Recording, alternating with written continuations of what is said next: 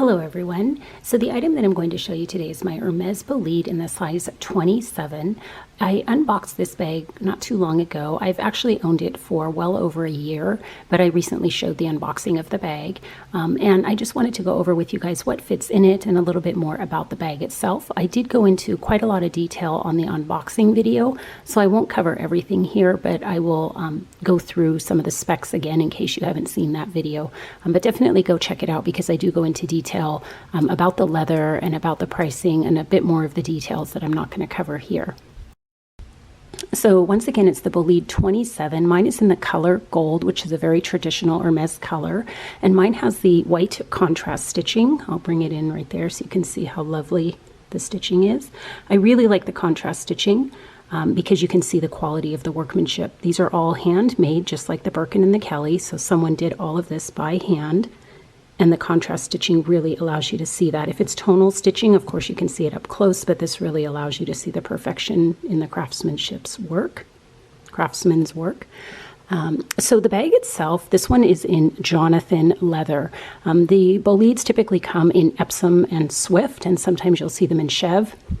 This one is done in Jonathan. Jonathan leather is the newest iteration of Swift, so I don't know if they're going to be moving Hermes away from Swift and into Jonathan like they previously did with Gulliver, but this is the Jonathan leather. It's much more matte than Swift, so if you're familiar with Swift, this is a much more matte leather. It's less glossy and less shiny, but it also will retain a little bit of structure better. I've owned this bag for well over a year now, and you can see on the bottom that it really hasn't lost too much shape. A little bit, because of course it's going to be classified as a softer leather, but it hasn't lost too much shape. So this is the front of the bag. The front of the bag you can tell because it has the oval right here. The oval is supposed to be where you put your initials if that's something that you're inclined to do. This is the side. And you can see on the zipper there the letter H. Here's the back side. No oval patch. Here's the opposite side. On the bottom, you have, instead of 4, you have 5 feet. So a lot of protection for the bottom of the bag. And then you have the shoulder strap right here. The strap goes down to approximately 17 to 17 and a half inches. It's way too short for most people to wear comfortably as a crossbody, but it completely detaches, so you can swap it out for a longer strap, and I will show you that in the mod shots, how I've managed to wear it as a crossbody very easily. The bag itself is 27 centimeters, so that's approximately 10 inches on the bottom. It's approximately 7.75 in its height. And the depth of the bag, starting out at the bottom, is 3.75, but you can see that it tapers, very similar to the LV Alma. So by the time you get to the top, you've lost quite a lot of space. And let me go back to the handles here. And this is where you attach the strap. They're on opposite sides, so there's one right there and one D-ring here. To make it easier to work with, I'm going to take that off right now, if I can. I've owned the bag, if I didn't already mention, for well over a year, so I've had the chance to use it and enjoy it, and it's by far my favorite bag. I love using it, but not with the strap that it comes with. So I'm going to be showing you what fits inside of the bag and just some items that are bigger that you might be able to place inside. Obviously, if I'm showing you a bigger item, then smaller items are going to be able to fit. The only downside that I've noticed with this bag is the opening. It's very, very tight up here. There's not a lot of space in between these two handles, so it's very tight when you're opening and closing that zipper, but you can carry it like this. You can carry it easily in an open position because there's not a lot of space. So it's, it is a theft concern, of course, because someone can put their hands in there, but your items will not fall out. They are secure in this position with the zipper undone.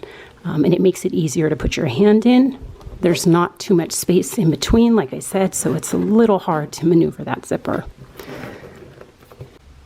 So because this one is done in Jonathan leather, and I would say it's the same actually for the Swift and the Epsoms as well, actually all of them, you don't want to overstuff these bags. If you overstuff the Bolide, if you start packing your items so they're right to the top of the bag, they're going to get misshapen along the top. And I'd recommend that you look at some ones on the pre-loved market, because what you'll see is a lot of the zippers have been misaligned, and that's as a result of overstuffing the bag. So I've done an overstuffing of it for the purpose of this video to show you all the contents that could fit. But you probably want to be very cautious about keeping a minimal amount of items inside, maybe not going, too far above this little white stitch line, or in your case, whatever the stitch color is, just because overloading it will contribute to a loss of shape. So why don't I go ahead and show you some of the items that I've stuffed in here. If there's something in particular you want me to try, then let me know.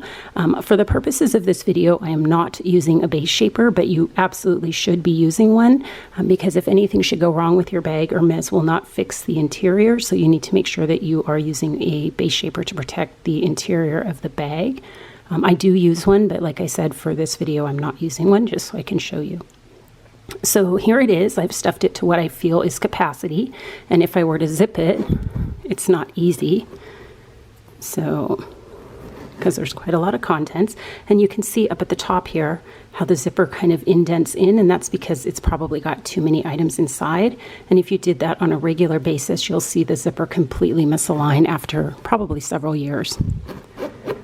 Okay, so let me go ahead and take out some of this stuff. I put in a pair of sunglasses. So sunglasses, reading glasses, those are easily going to fit.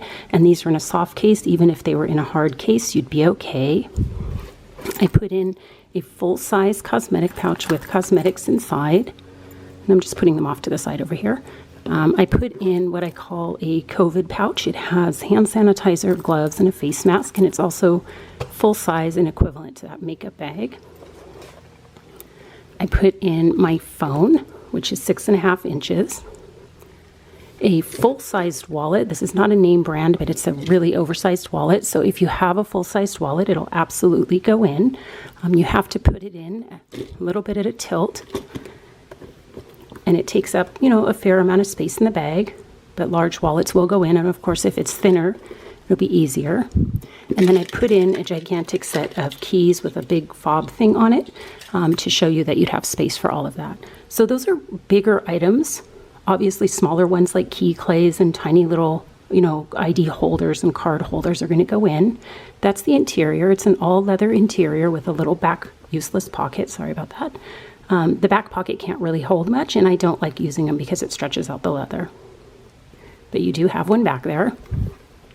I did pull out, because I know a lot of people like to use mini umbrellas. So let's see if a mini umbrella will go in, and it does.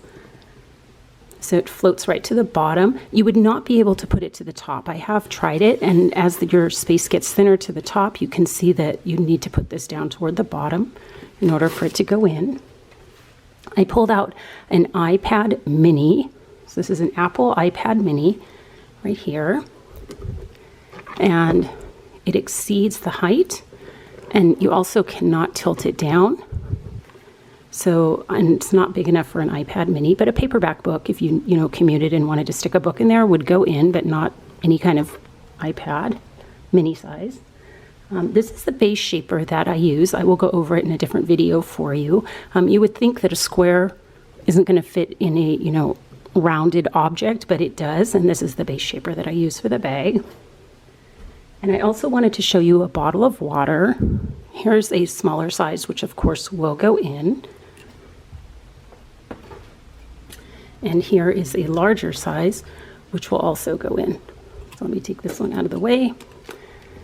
And I don't recommend carrying water bottles in your bags, but if you had to, it will go in. Full-size water bottle.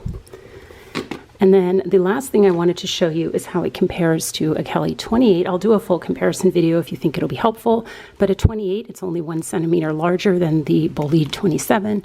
And you can see when they're next to each other that there's barely any, let me see if I can tilt the camera down. There we go. There's barely any difference along the bottom. You can't really see this one peeking out. They're almost identical in their width. Of course, the height is significantly different and some of the features. But if you're looking at something in the same size as a Kelly 28, this would be a good choice. If you have any questions about what fits in it, you want to know a little bit more about it, please let me know. I'd be more than happy to answer it.